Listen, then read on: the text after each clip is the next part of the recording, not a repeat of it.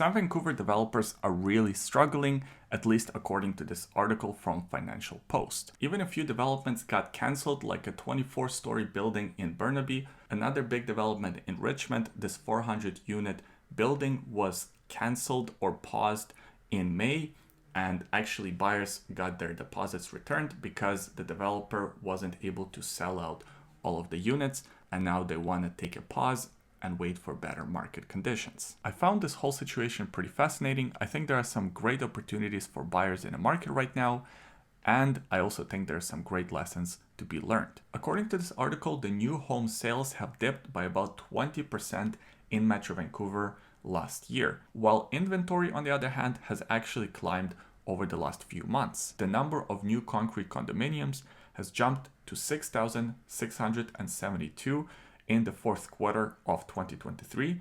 That's up about a third from the previous quarter. So quite a big increase in the number of concrete units available on the market. And it's sort of a similar story with wood frame.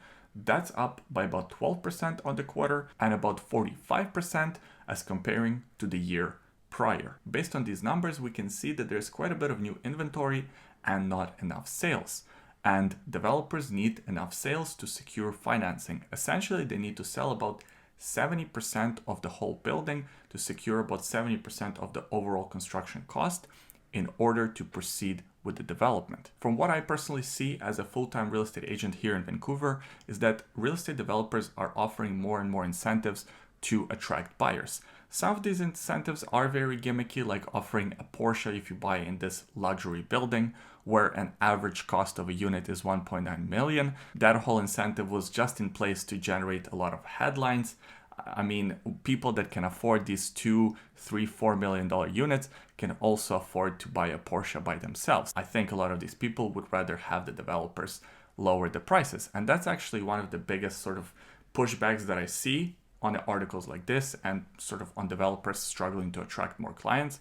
Why don't they just reduce the prices? Why keep the prices high but offer these incentives like the free Porsche or offering a year worth of free beer? Yes, that's a real incentive that was recently offered by another developer. And once again, it's a bit of a marketing play. And that right there is partially your answer. For PR and marketing purposes, it's a lot more lucrative to create these sort of headlines with crazy incentives and sort of over the top, out of the box thinking. Like another developer was offering a membership to a luxury golf resort. This sort of thing generates headlines, it generates more business, versus just lowering the prices kind of goes unnoticed.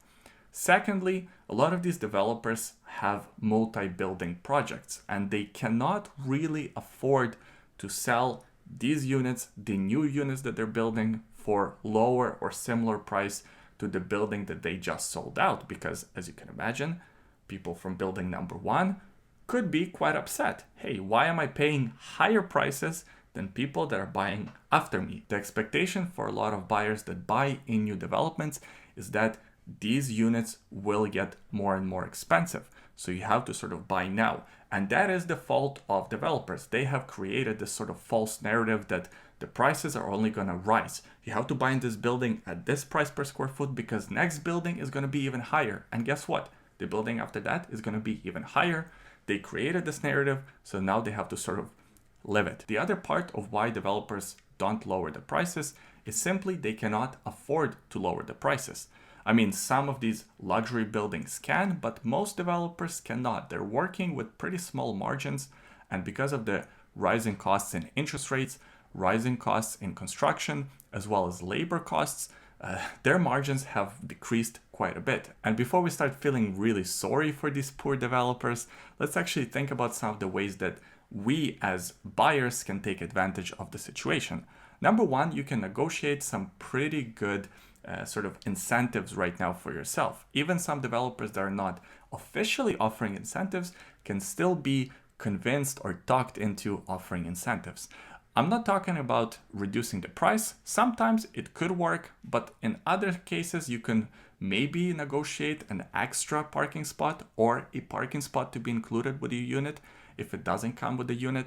That's a huge bonus. In a lot of places, that's $30,000 to $50,000 bonus. that can be included without officially lowering the price. If the parking spot cannot be negotiated, maybe you can negotiate an extra storage locker or a storage locker with the unit. That's a pretty good incentive slash bonus. If that cannot be negotiated, maybe you can upgrade your parking spot to EV charging parking spot. That's a pretty good incentive. Now, with all of that being said, I don't want to give you any false expectations that you can just go into any of these developments and start demanding things because the guy on YouTube told you so. Well, no. Some of the developers are going to be more open to negotiating than others. Talk to your real estate agent to sort of figure out better the state of the market for the area where you're looking. And if you don't have a real estate agent, feel free to contact me. I'll be happy to help you. I appreciate you watching this video all the way until the end. Please give it a thumbs up if you enjoyed it. Subscribe to the YouTube channel for more videos like this. And if you're a first-time buyer or a buyer in Vancouver and you don't know where to start, I have a complete buyer's guide linked in the description below. It's absolutely free. You don't need to sign up for anything. It's just available as a tool for you. So check it out if it's something that you need. Thanks for watching, and we'll see you next time.